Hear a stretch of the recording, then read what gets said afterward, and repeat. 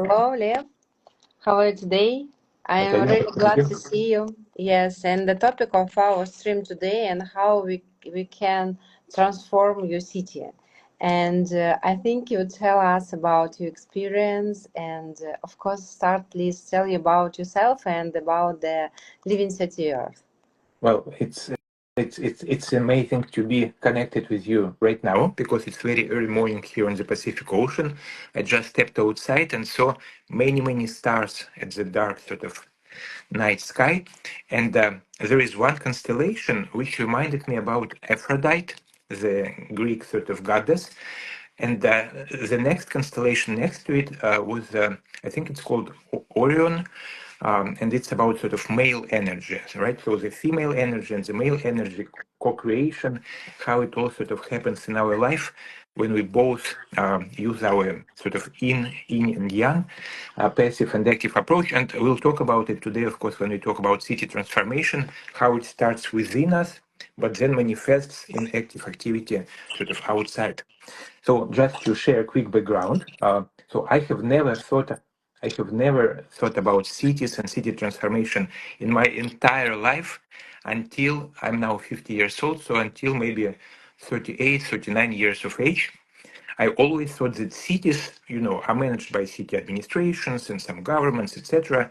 And each one of us, city inhabitants, we're just doing our stuff, whatever we do, right? Creative stuff, arts, business, etc. So I always considered cities to be just the external environment, not really connected with our individual lives. And it happened so that I lived and worked in many different countries on basically four continents, except for Australia. So Asia, Americas, Europe, so both Americas, Africa as well. And I also was very lucky to live in some amazing cities like Amsterdam and London and New York and Paris, etc. And so St. Petersburg. And so from this perspective, I was always, let's call it, um, like a passenger. We'll talk about passengers and actively involved sort of citizens. So I was always a passenger in terms of the city, conscious city development and conscious city transformation. Of course, all of our lives, they affect the environment around us, the community, etc. But you could do it either intentionally, which I never did. So I didn't think about how I changed Paris or London or New York or St. Petersburg or other sort of locations where I lived and worked until sort of about 10, 12 years ago, when I left career in business, I worked in many sort of multinational companies, and I was visiting actually one of the cities to which I was connected through my personal history, and the mayor of the city asked me to help them develop a city development strategy. And it happened really by chance. We just knew some people, some common sort of friends.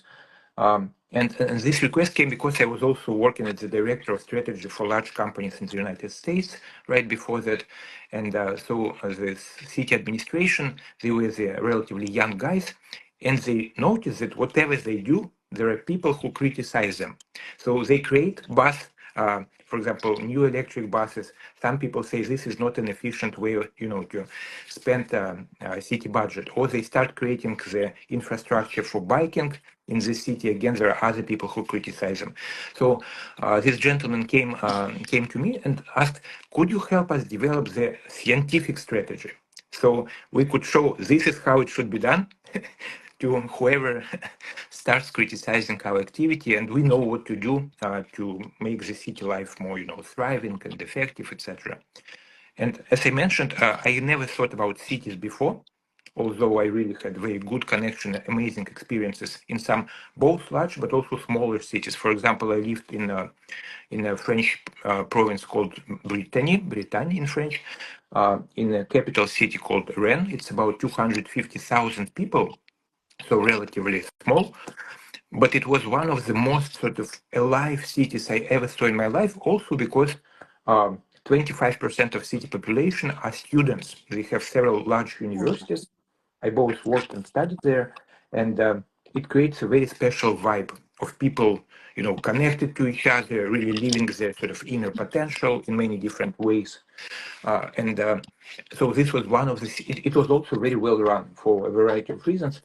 And also Brittany, this province in France, it has an amazing um, sort of record for criminal activity. There are almost zero sort of heavy crimes like murder or burglary or rape. And the reason is because Brittany, this province in France, it still keeps its old sort of, or let's say traditional ways of having very interconnected society.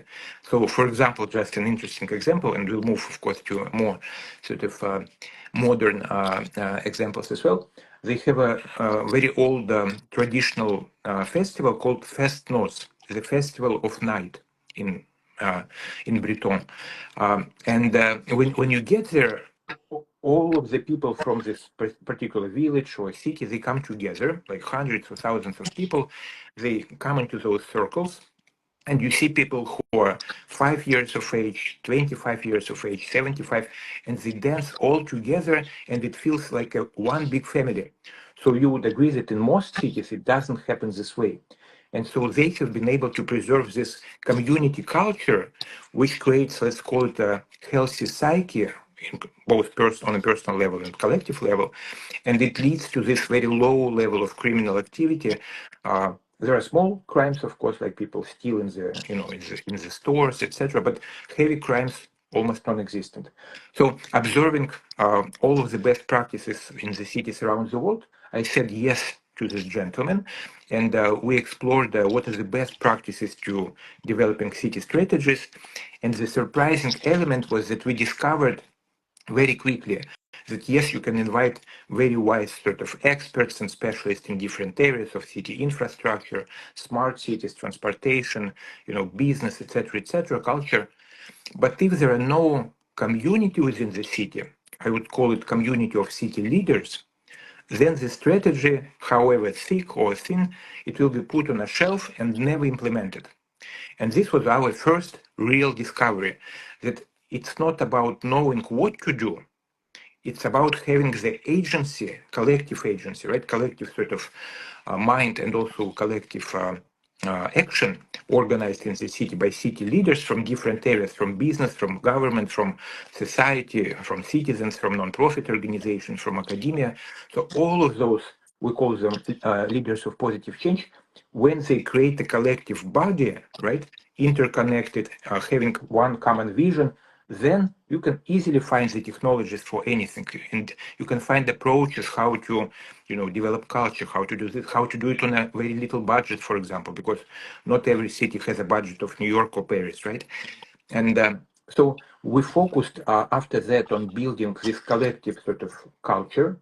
We identified the best leaders in all of those areas who had influence, who had authority, who had inner sort of fire, right, to participate in a long-term city development. And this was one of the best examples in my life of how people would come together, co-create a common vision, and then start implementing in a daily life. We had a lot of fun at the time. Then it grew to a sort of international organization, and I will share today a few examples from different countries. But this is basically my short stories. So I was just one of many, many thousands of citizens, and then somehow, and one more very important point was that the city mayor who came up and talked to me, he said, Lev, I don't know how to do it. Could you help? And this was maybe even the initial insight that I had. When people open up, Yeah. the help comes, and you want to invest your time. We've invested, I don't know, a lot of resources, sort of personal time, intelligence, social capital, financial capital, etc., into the city.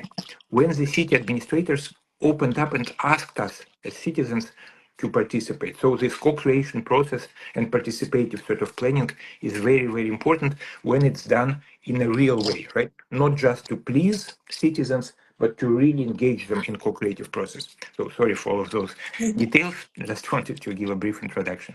Yes, it's very interesting, Lev, how you told about that. I have one small asking you, maybe you can say a bit far from phone, because sometimes it's a bit noisy, but sometimes it's really great sound, and maybe it will have. So, uh,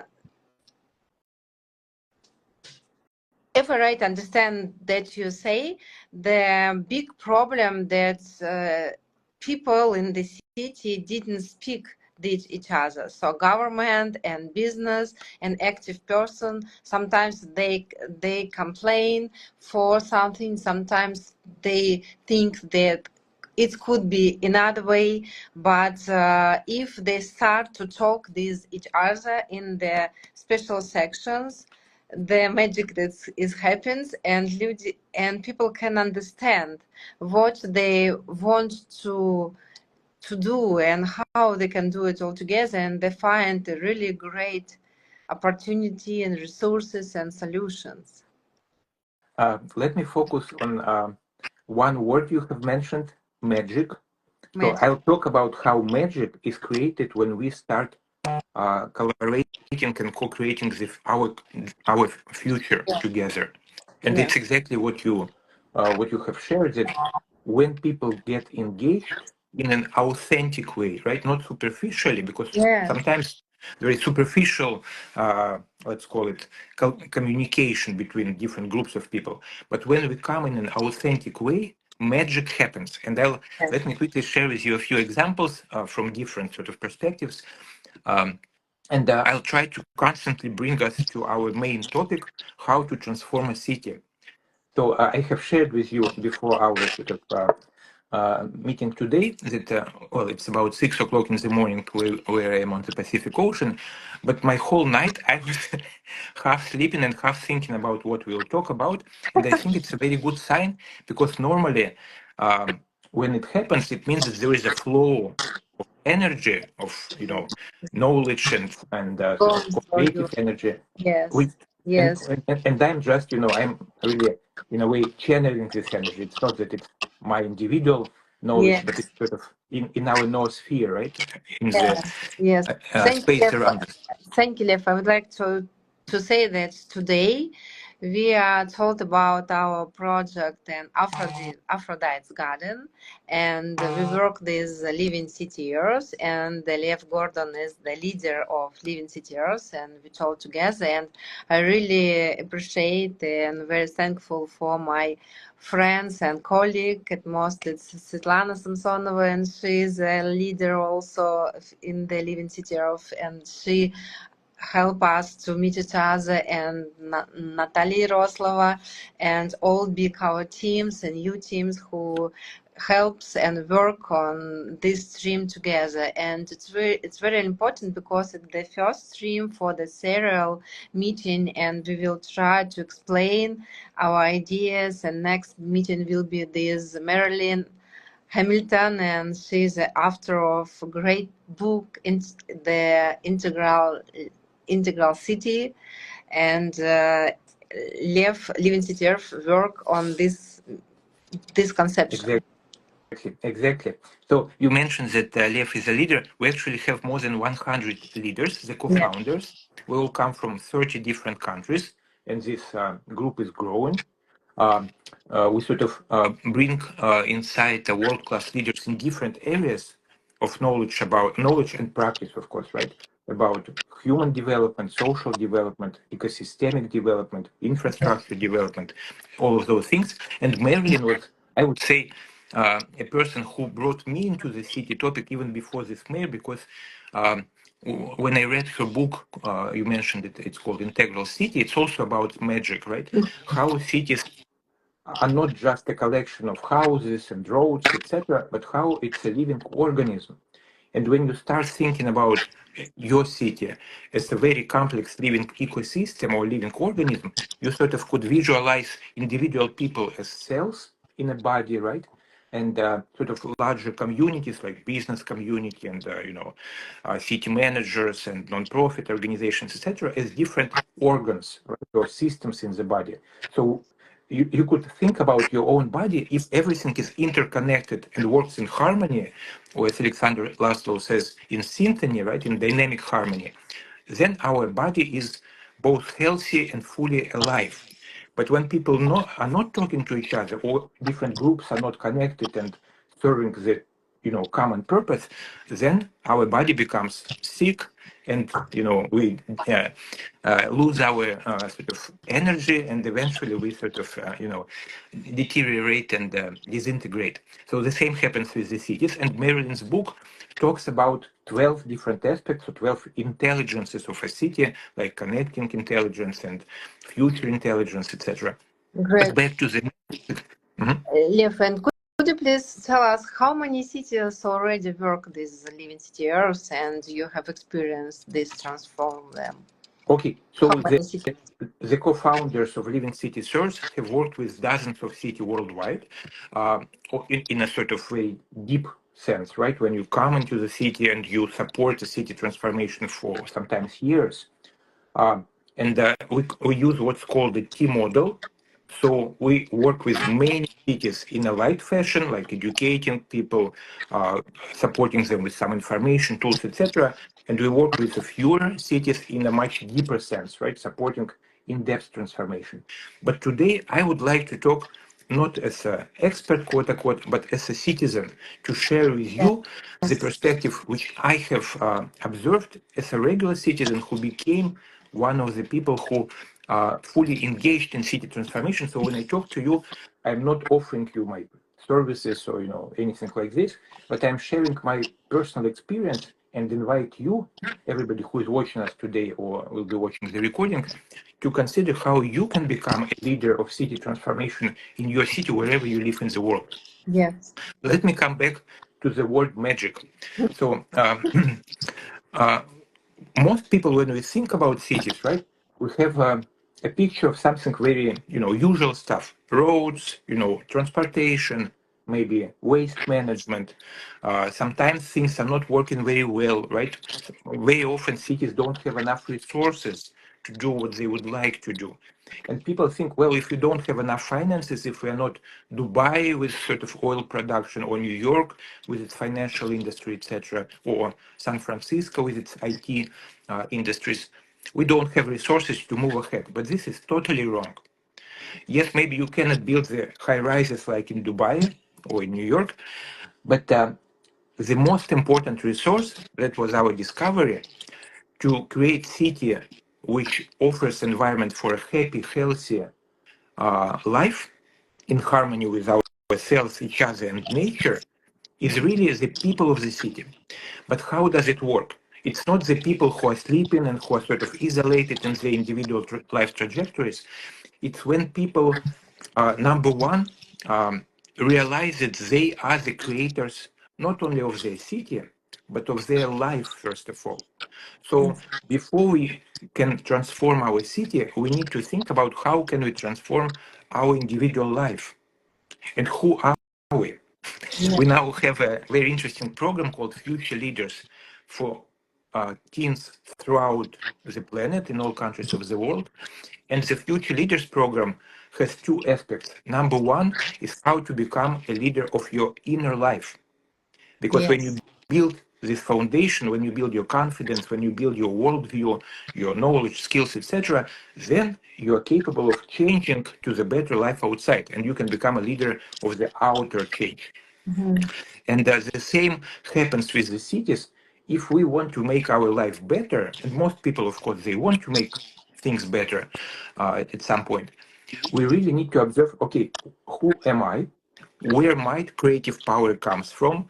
Am I happy with myself? Because if unhappy people, and unhealthy people start co-create, they might co-create unhappy and unhealthy future because they have psychological traumas, they have personal unmet need which they try to meet at the expense of other people, and we get to all kinds of unproductive behaviors. And we discovered that if you, as a potential sort of city leader, from whatever walk of life you come, you start thinking, okay, how do I make myself happy, healthy, and living in harmony with myself, my family, my community, and my city, at some point you really learn some beautiful things about your inner strengths. You realize your inner talents, and many people, of course, already know them, but definitely not all. And as you learn to be happy with who you are, then a different channel of communication would open between you and other people, whether it's city administration. You mentioned that people complain, but we learned, we looked at our city administration at the time and then did it in many other cities, and we started to look at them not as, officials, city officials, but as human beings who came into those roles. But if we talk to them as human to human, and we understand their struggles, their hopes, etc., and we give them the benefit of, of the doubt that they came here to do things for the better, but sometimes they might know how to do things. Sometimes they might not have enough energy and resources to do things. Yes, Sometimes yes. they have their own limitations. So if we bring kindness in any communication, like you and me, for example, right? We Yeah. want to do only good for each other and to everyone who listens. So we discovered a magic formula. The kindness we, of course, sort of drew with the symbol of a heart. Yes, the heart. So if you bring heart into city communication, it starts really creating this magic in your communication and collaboration eventually. Then you bring a common vision, and it takes time to understand each other, to talk in small groups, then in larger groups, and really explore what are our dreams, what we came here for, right?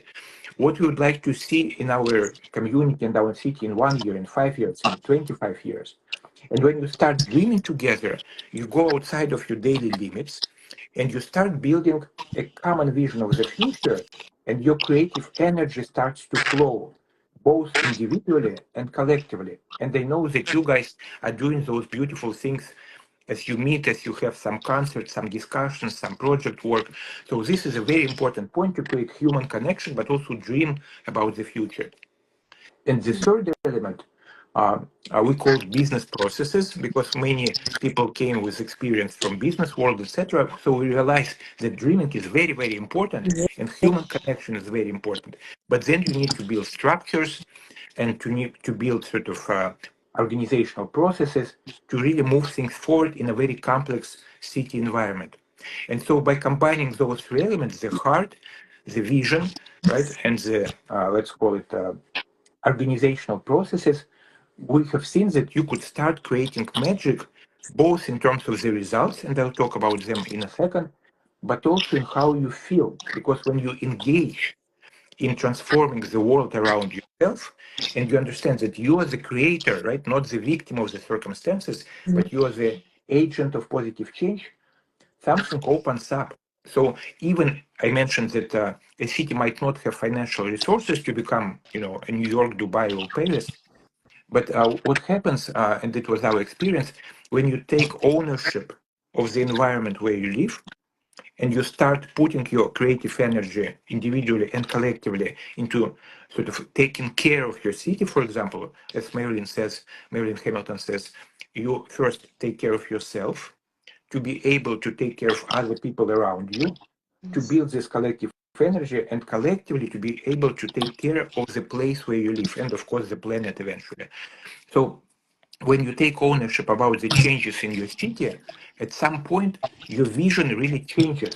You walk on the same streets, and the city might have, funding to, renovate all the streets and houses, but most cities do not have funding to do everything at once. But when you change your relationship with the city, you look at the same streets, at the same sort of houses, etc., and your vision changes, and it becomes all sort of magic. You realize that around you, you don't have just an infrastructure, but you have a beautiful living sort of world, right? And you're part of this world. And when you build the connections between you and the other people, and collectively with your place, um, um, you have a, you have a totally new eyes. And I would say you start looking from your heart, and you don't stop there. You also start acting with your mind, right? You start Yes. building different projects, and I'll give you a few examples of those projects right now. Uh, um, the way we discovered it happens is that you identify, number one, your dreams, where you want to get, but the second, of course, you identify the problems which concern many people, right? So you can bring people around those challenges or problems and collectively start solving them. Look for the solutions, invite other partners, and find best ways to deal with them. So, could I give you a specific city example? Yeah. Yes, yes, So yes. one of our co-founders, his name is Kees Donkers. He is a Dutch gentleman. We spoke yesterday about his experience, and it's been now almost 30 years that they have started the city transformation process in the city of Eindhoven, in southern part of the Netherlands, and it all started in those specific steps. So he, as a young architect at the time, he bought basically a place, an apartment, in a place called the White. Well, basically, it's called White Lady, right? In Dutch, it's a different words, but White Lady, and it was a collection of houses, like a block, um, in the city of Eindhoven.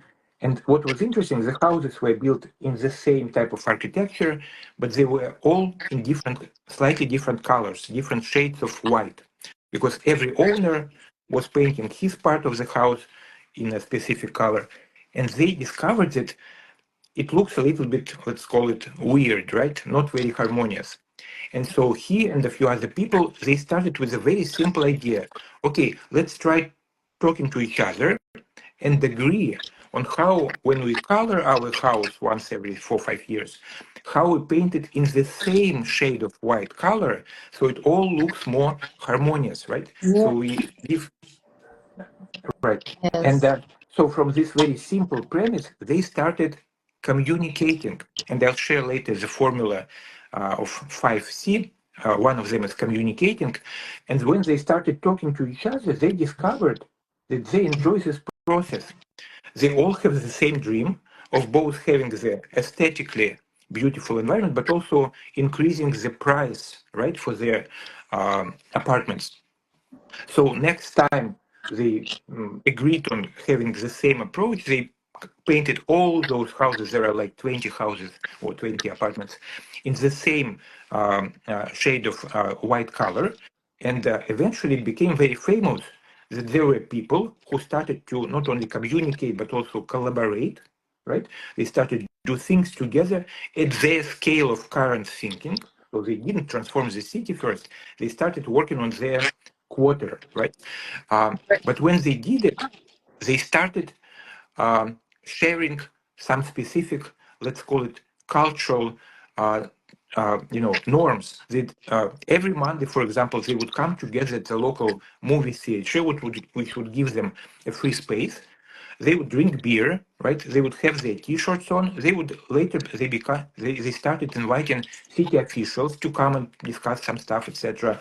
Business people from larger organizations like Philips had their headquarters in the city, and so eventually they built a certain communication culture when they realized that they're not a separate, isolated individuals, but they really want to take care not only of their houses but also of the larger city. They discovered there are certain problems.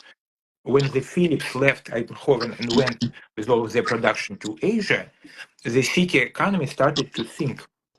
Many people started to leave the city, right? Young people started to leave the city and go to other places. Criminal activity started to rise, right? When the economy goes down, criminal activity goes up, of course.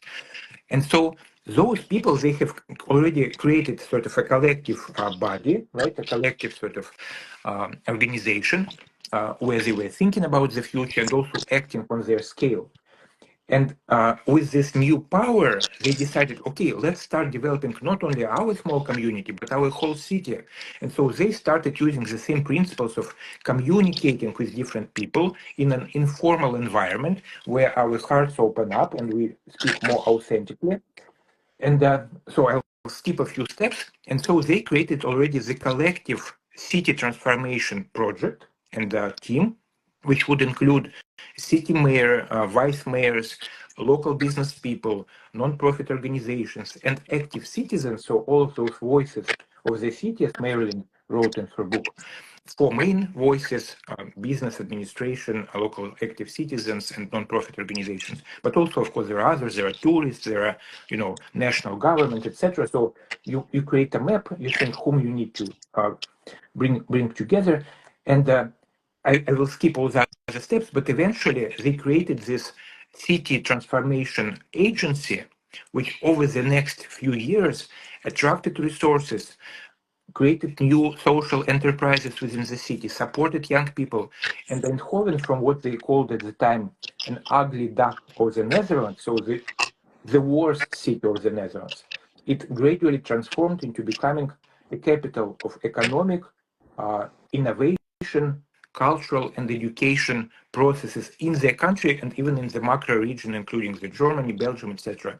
So this city transformation happened on a very large scale. And today, when you go to Eindhoven, it's really a gem. And it all started from one person, then a few people coming together around a joint dream and joint sort of problems, and then creating this collaborative process. Yes. So I'll talk later about this formula of 5C, but sorry, let me stop Yes. it here Yes, and thank you pass it very on to. much for the example, because example always can understanding more deeper each topic. So our project Aphrodite's Garden in the Cyprus, and our missions is integrate the active people and let everybody to share this vision and this life as Cyprus and for example British people and government and business and etc. It's also the main focus on the leader of the non-profit organization or maybe small business who do a lot. It could be farmers, it could be artists, it could be some people who do ecological project, and we would like to take some meeting and let people talk about their complaints and their ideas, and it's really great work. And the most important for also the people who are as a professional in the specific topic. For example, yesterday we told these specialists in the energy and in the pollution and the fish in the sea and in the watering, and a lot of problem around this. And for these people told me that for them very important to be part some big idea, big project, and also communicate this professional from the another country, another city. For example, lots of people from the Israel has great experience in the pollutions and the watering and the energy, and it's very close to Cyprus. We have the same problem, the same solution. Since I know that Living City Earth has a great community. It has a great, huge experience, 10 years and more. And could you please tell us, Lev, how the Living City Earth can help Cyprus to improve or maybe plant million trees and stop pollutions and create some ideas, do more art festivals and etc. And also I need to go for my battery and I'll be back in 5 minutes, but please recording Okay, the sure. work. Please tell us how the Living City Earth, you and your team can help us to let our dreams come true. Sure. Thank you very much for this question. I'll be back. Well, while you get your charger, when thinking about how somebody could help, there are many ways to help. Of course, people can share their expertise, their tools, their approaches. What I would like to talk about personally right now, right? You'll have meetings with other colleagues of mine, co-founders and sort of leading experts in different areas of activity. But I would like to share my personal example. And again, I'm not talking today as an expert in anything in particular, but I'm talking as an active citizen. So my call to action is for you to consider the relationship which you have today between your city, wherever you live, in Cyprus or anywhere in the world, the relationship between you and your city, between you and the local community. If you feel that you already have a very strong, powerful communication and collaboration, that's one case. But if you see that there are things to improve, in developing connections and communication between you personally and other leaders of city life around you, as Natalie mentioned, in the areas of ecology or culture or economics, business, etc., education. So I would urge each one of you to reconsider your particular place in this living ecosystem. The first question, as I mentioned, is to realize that we are creators of our life, right? And as creators, we can tackle small challenges on our own, but to tackle larger issues like change, the ecological environment, or change the economic environment, or cultural environment, or touristic sort of, sphere, tourism, etc. We need to collaborate with other people. So I urge you, as a second stage of your process, to look at how is your communication with other people and other groups in the city, whether you have regular contacts, right? Whether you have a common vision of the place you want to create in whatever 5, 10, 25 years. In most cities, with a few exceptions, people don't have very strong communication links with each other. Also, between different groups, there are people who work on, let's call it, ecological issues, but they don't talk to business very often, right? Or when they talk to business, they talk in an accusatory tone. You guys pollute, and we will fight against you because we don't agree with you. So this doesn't really bring us the collaborative culture which could create better results. So I would I would run a diagnostic of. I'm talking now to each person who listens to us. I would run a diagnostic of your inner vision and motivation on a personal level, right? And if you see that you have interest and you have motivation to engage in a long-term effort, which might take a few years, right? And spend 5% of your time and energy, or maybe 15% or 25.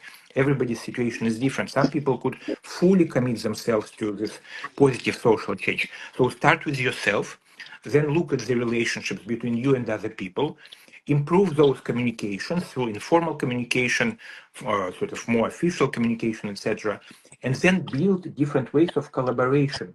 And how is collaboration organized? Really, it's very simple. We start communicating, and it's part of our 5C formula. Uh, we start communicating, and for example, me and Natalie, and we learn about each other's interests, right? Problems, but also our resources, our connections, our intellectual capital, etc. And when we understand each other, we see that we have sort of interconnecting areas of interest, and we start focusing on those things in our actions, right? So we start collaboration. We bring together our resources. For example, Natalie asks me, Lev, what is Living Cities Earth could support us with, right? And I, for example, being part of Living Cities Earth, I know, okay, there are 99 co-founders who have, all of them have different experiences in developing cultural life or education or ecological things or economic things. And I could connect my resources with Natalie's resources because we have shared interest, like turning Cyprus, for example, right, or Pathos into a thriving city or a thriving region, etc. And as Marilyn Hamilton again very often says, in order to develop any system, any living system, including a city, you need to connect it more to itself. What does it mean? Basically, to create more connections within the system. So connect people with each other, create organizations with each other, create larger sort of groups in the society to each other. And when you go through this process of communicating and then collaboration, as I mentioned, you build a culture of collaboration. What does it mean, a culture? Culture is what we do naturally, right? Our sort of norms, our active manifestation of our beliefs.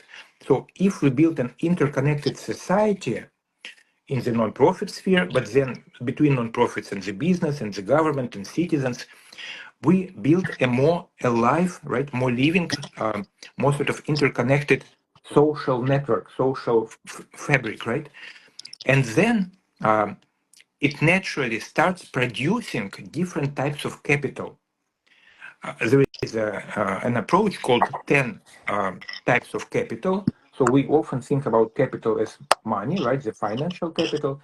but there is also intellectual capital, right? When we come together, we share our ideas, our knowledge, our methodologies, and we build our collective intellectual capital. It rises. We bring together our financial resources, we fundraise, we attract funding from different sources, we build our financial capital. We create stronger connections between people, we build trust, right, through communication and collaboration. We build understanding of who can do what, etc. So we build our networks or social capital. And there are many more types of capital, like ecological, territorial, scientific, technological, so reputational capital, of course. So this is the formula we used in many of our sort of cases. You start with the deeper. So the first C, I mentioned 5 Cs. The first C is our creative energy. And it's very important to recognize that we are not just small individuals tired with all the problems we have at our homes or personal life, our health, our collective sort of environment, but we are really people who can transmit and contribute creative energy. And creative energy comes from sort of the universe, right? So if Right. you recognize this first C, that we are all creators or co-creators, that's very important because it's a foundation.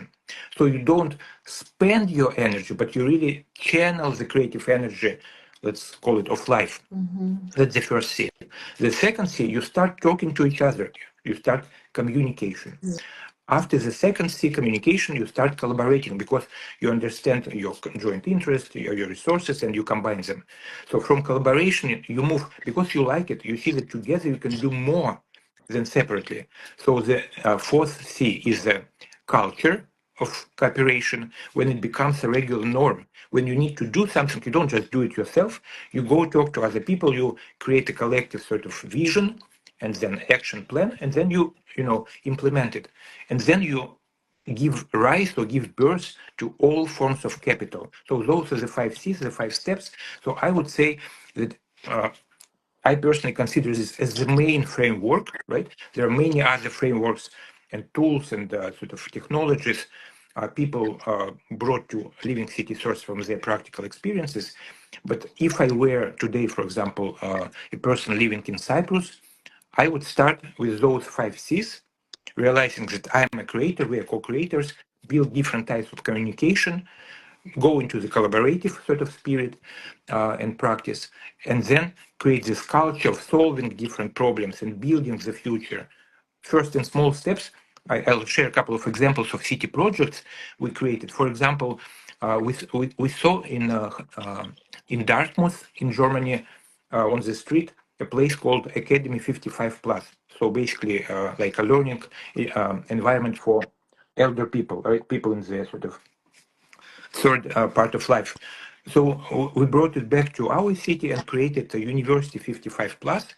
And it happened about 10 years ago. It still has thousands of people uh, in the 60s mostly and 70s who study together, socialize.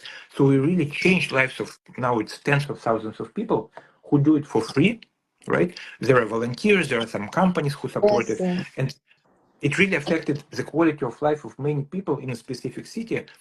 And it all came from this creative energy, communication, collaboration, culture, and capital. Or another sort of example, we looked at the libraries because we all remember libraries in our Yes. cities from our childhood. But Yes. today, life has changed.